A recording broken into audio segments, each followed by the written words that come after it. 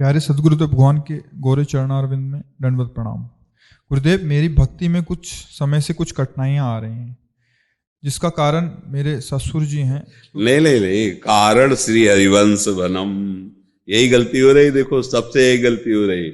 जब भक्ति में प्रतिकूलता आवे तो नाच पड़ना चाहिए कि मेरी भक्ति फाइनल में पहुंच रही है, अब अच्छे नंबर आएंगे।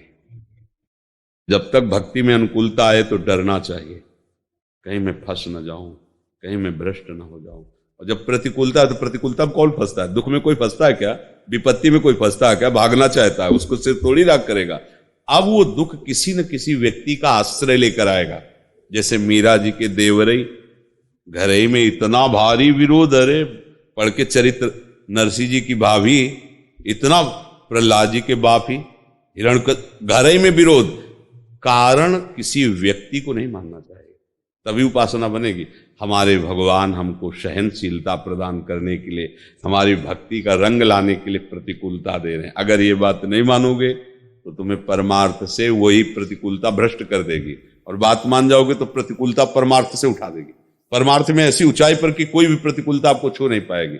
सखुबाई इतने महान भक्त, बांध करके उनके पति और परिवार के लोग उनको पीटते और न जाने कितनी सेवा, पर कभी उफ नहीं।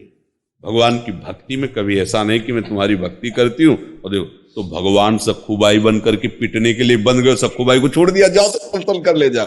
कितना मतलब समझला होगा ये। तो ये कि हमारे ससुर प्रतिकूल है, हमारे पति प्रतिकूल है, भक्ति को समझो। कोई हमारे अनुकूल हो या ना हो, प्रभु अनुकूल है ना, सब अनुकूल है। किशोरी जी अनुकूल है ना, कैसे जानू कि किशोरी जी अनुकूल है? ऐसी स्थिति में भी राधा राधा राधा राधा बोलने का मन हो रहा है ना, वो अनुकूल है। अगर वो अनुकूल ना होती तो राधा राधा कैसे बोलते, संतों के समीप कैसे आते, कैसे भगवत भाव करते? माना परिवार के लोग मना कर सकते हैं, संतों के पास नहीं जाना, कभी मत आओ। जितना सुना उतना मान लो, भगवत प्राप्ति हो जाएगी। समझना, जैसे मान लो स्त्री शरीर है, पति ससुर आदि प्रतिकूल हो जाए, नहीं जाना संतों के पास, बिल्कुल मत आओ, हमारी बात मानो।